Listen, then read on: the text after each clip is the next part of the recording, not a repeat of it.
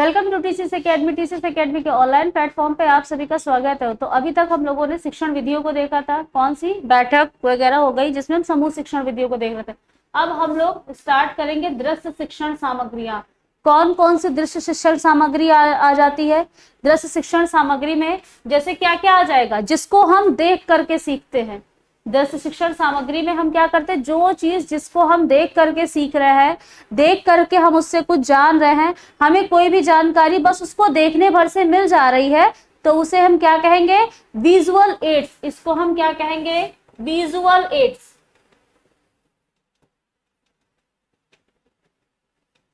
ठीक, अब इसमें क्या क्या आ जाएगा? इसमें आ जाएगा आपका चार्ट, ठीक, poster, chart, poster, folder, flash card,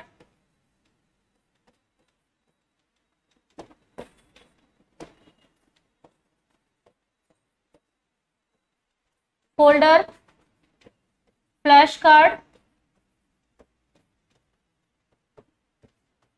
और क्या जाएगा इसमें आपका? चित्र, फोटोग्राफ, स्लाइड्स,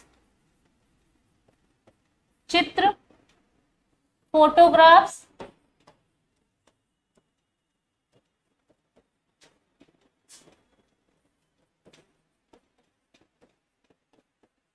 स्लाइड्स, ये सारी, और फिल्म स्ट्रिप्स।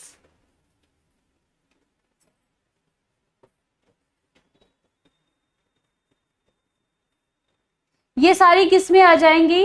ये आपके इसमें दृश्य शिक्षण सामग्री में आ जाएंगी। मॉडल, नमूना, ठीक, जिसपे कि आप क्या करते हो, इन सब चीजों को देख करके सीखते हो। चार्ट, पोस्टर, फोल्डर, चित्र, photograph, slide, film strip, model, नमूना। अब इन सबको देख करके आप कितने परसेंट सीखते हो? लगभग जब आप किसी चीज को देख सकते हो तो आपको सीखने की जो क्षमता है वो 25 से 30% क्या हो जाती है? बढ़ जाती है। जब आप कोई भी चीज देख करके सीखते हो तो आपकी सीखने की क्षमता, आपकी जो समझने की क्षमता है वो 20 से 30% बढ़ जाती कि नहीं बढ़ जाती? आपको ओरली कुछ बताया जाए, कुछ भी बताया जाए, तो उससे ज्यादा आप देख करके चीजों को ज्यादा सीखते हो। ठीक है, अब आ जाते, देखो शिक्षण सामग्री, जो दृश्य शिक्षण सामग्री है वो किस किस चीज के लिए की जाती है? देखो ग्रामीणों, पहली बात तो जब दृश्य शिक्षण सामग्री है उसमें उसका जो पर्पस क्या होता है, उसका उद्देश्य क्या होता है? शिक्षण, दृश्य शिक्षण सामग्री का उद्देश्य क्या हो गया? रुचि पैदा करना, यानी कि लोगों में, ग्रामीणों में, ठीक है, ग्रामीणों में रुचि पैदा करना, ठीक, ताकि उनका इंटरेस्ट जगे। और अधिगम को स्थायी बनाने में, ये आपके उसमें भी आ जाएगा, दोनों में एक ही होगा। ठीक है, अधिगम को स्थायी बनाने में, अधिगम को स्थायी बनाने का मतलब क्या हुआ? जब आपको कोई भी चीज दिखा करके सिखाई जाती तो आपके दिमाग में बिल्कुल छप जाती है, आपको वो लंबे समय तक याद रहती है। आपको हमने बोल दिया ये ऐसे होता है, आप नहीं याद रखोगे, जबकि हम आपको फोटो, पिक्चर, कुछ भी मॉडल दिखा देंगे, हाँ हमने वो चीज देखी थी, याद आ जाता है वो। ठीक है, तो क्या है? अधिगम को स्थायी, अधिगम यानी कि अधिगम का मतलब क्या होता है? सीखना। अधिगम का मतलब पता है? हाँ, सीखना, लर्निंग, टीचिंग पढ़ ली होगी ना। ठीक है, तो सीखने के लिए। अब संचार प्रक्रिया को आसान बनाने के लिए,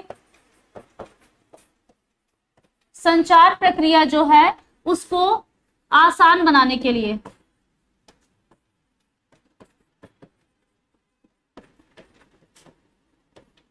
आसान बनाने के लिए,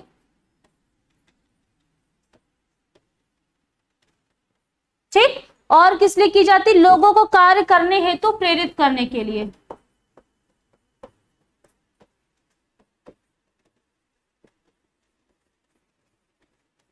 कार्य करने हेतु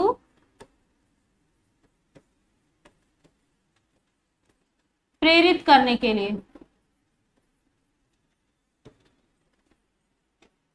देखो जब हम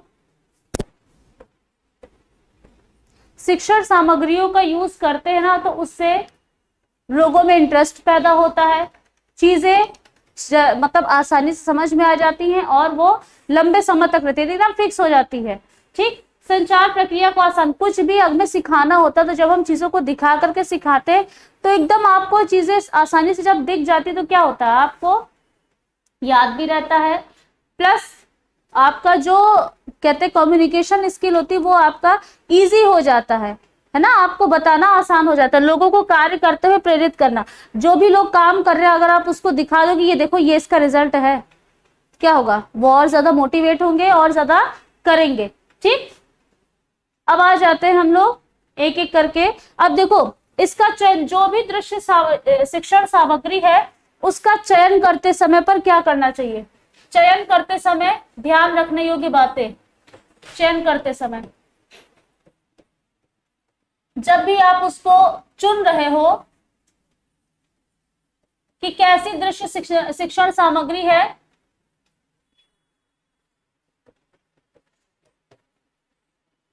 ठीक है, शिक्षण सामग्री है, अब मतलब आप कहीं के लिए विजुअल एड्स लेके जाना चाहते हो, ठीक है।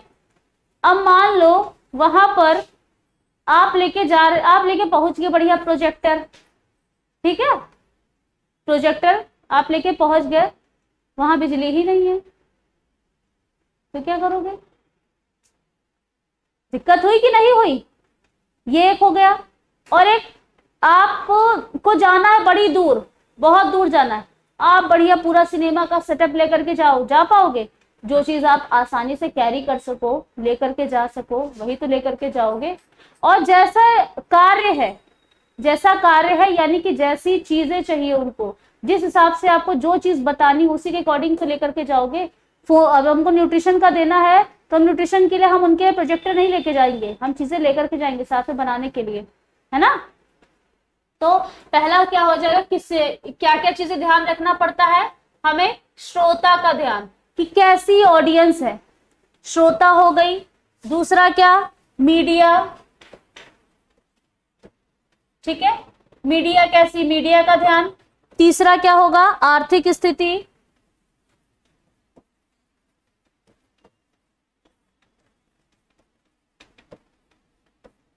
आर्थिक स्थिति, विद्युत आपूर्ति। श्रोता क्या होता है, हाँ ऑडियंस, उसके अकॉर्डिंग भाई मान लो हमको 4 लोगों को सिखाना है कि 20 लोगों को सिखाना है कि 50 लोगों को सिखाना है, हमको 4 लोगों को बताना है तो हम उसके लिए हम माइक लेकर के जाएंगे, हैं, नहीं ना। और हमको 100 लोगों को सिखाना तो उसके आगे हम लाउड स्पीकर माइक कुछ नहीं लेकर के जाएंगे, ऐसे चले जाएंगे। ये इस जगह पर ध्यान देना है, समझ में आया। अब पढ़ी लिखी जनता नहीं है, जनता बिल्कुल एजुकेटेड नहीं है, अब उसके आगे हम चार्ट दिखाएंगे, हैं, फ्लैश कार्ड्स दिखाएंगे, फ्लैश कार्ड तो चलो अलग बात है, पढ़ी लिखी नहीं है, अब एजुकेटेड जनता है, अब उसके आगे हम कुछ भी ऐसा दिखा देंगे कि कुछ भी कि जो बिना पढ़े, जो अनएजुकेटेड लोगों की निशानी हो। यहां पर ऑडियंस का ध्यान देंगे, समझ में आया कि पहले। और जब जैसे हमने बताया था कि अगर हमको इस गांव में प्रोग्राम करना है, तो कल ही हमने 2 दिन से बात बता रहे हम प्रोग्राम करना है, तो जिस गांव में हमें प्रोग्राम करना है वहां के लोगों की जानकारी लेंगे कि नहीं, कि कैसे लोग हैं, कैसे कल्चर के हैं, किस लैंग्वेज के हैं, कितनी संख्या है, किस बिहेवियर के हैं, कैसा उनका रहन सहन है। तो ये ऑडियंस ही तो है, ये श्रोता ही तो है, जहां पर हम उनके बारे में जान रहे हैं कि नहीं। उसके बाद फिर इन्हीं के अकॉर्डिंग हम क्या करेंगे, अपनी प्लानिंग करेंगे, अपने टीचिंग एड्स को बनाएंगे, जो भी हमें, जिसके जरिए हमें उनको सिखाना है, तभी तो हम वो चीजें इम्प्लांट करेंगे, वही चीजें लेकर के जाएंगे। आप समझ में आ गया क्यों लेना है, ऑडियंस को ध्यान में रखना है। आप लोगों को समझ में आया, ठीक है। उसके बाद फिर है, अरे तो ऑडियंस दूसरी वाली है, विद्युत आपूर्ति, विद्युत आपूर्ति। उसके बाद फिर कौन सी है, श्रोताओं की संख्या। अब यहां आ जाएगी श्रोताओं की संख्या,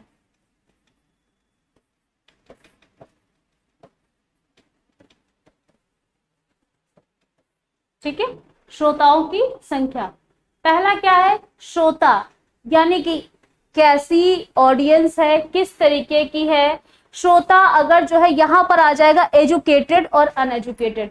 अगर वो अनपढ़ है तो उनके लिए हम क्या कर, अगर वो पढ़े लिखे हैं, देखो अगर उनके लिए वो अनपढ़ है, हमें पता है कि वो अनएजुकेटेड है, तो अनएजुकेटेड के लिए हम नाटक करवा सकते हैं, कठपुतली का डांस दिखा सकते हैं, मूवी दिखा सकते हैं, ठीक है, और टेलीविजन वगैरह दिखा देंगे, फ्लैश कार्ड दिखा देंगे। फ्लैश कार्ड क्या होते हैं? फ्लैश कार्ड्स 10 से 12 की संख्या में होते हैं, ठीक है, जिनका साइज होता है ये, इससे बड़े भी हो सकते हैं, हल्के से 10 से, और इन पे क्या बनी रहती है? पिक्चर्स बनी होती है,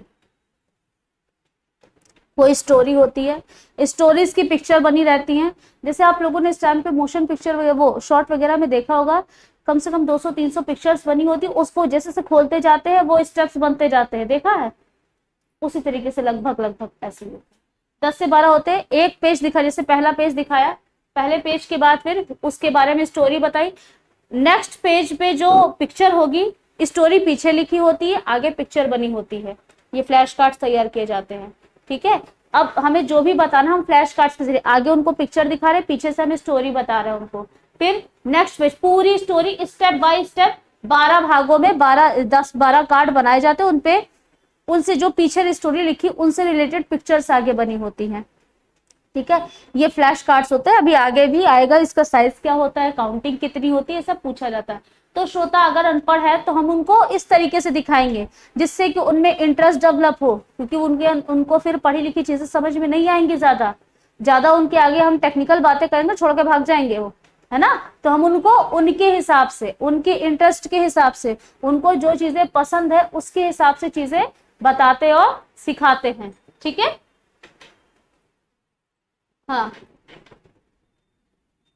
ठीक है, ये सारी चीजें। अब वही अगर हम जो है क्या कहते हैं, अगर श्रोता कैसे हैं, पढ़े लिखे हैं, पढ़े लिखे लोगों के लिए हम क्या कर सकते हैं, बुलेटिन बोर्ड लगा सकते हैं, बुलेटिन बोर्ड यानी कि नोटिस बोर्ड एक लगा दिया, फ्लैश कार्ड नहीं, पंफलेट बांट सकते हैं, लीफलेट बांट सकते हैं, चार्ट लगा सकते हैं, ठीक है, अखबार दे सकते हैं, न्यूज़पेपर, मैगजीन वगैरह दे सकते हैं, जिससे कि वो क्या कर लेंगे, पढ़ करके समझ जाएंगे, है ना।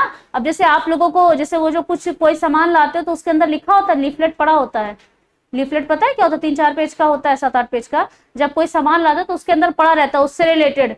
अभी अगर आप लोग पढ़े उसको समझ आता, अभी अनपढ़ हो तो वो क्या करेगा, किनारे डाल देगा कि नहीं। पहली बात तो मशीन में चलाएगा ही नहीं, चलाएगा तो उसको किनारे डाल देगा, ठीक।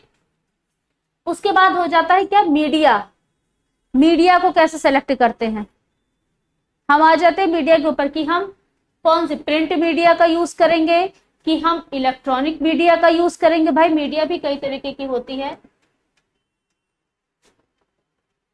ठीक है। मीडिया इस जगह हम 2 तरीके की होंगी, कौन सी मीडिया, ठीक है, एक होगा प्रिंट मीडिया और एक क्या होगा, इलेक्ट्रॉनिक मीडिया, ठीक है। प्रिंट मीडिया हम किसके लिए यूज कर सकते हैं, जो पढ़े लिखे लोग हैं उनके लिए हम प्रिंट मीडिया का यूज करते हैं, ठीक है। अब उसके बाद फिर मीडिया में बहुत सारी चीजें आ जाती हैं, मीडिया में इलेक्ट्रॉनिक मीडिया आ जाता है, प्रिंट मीडिया आ जाता है।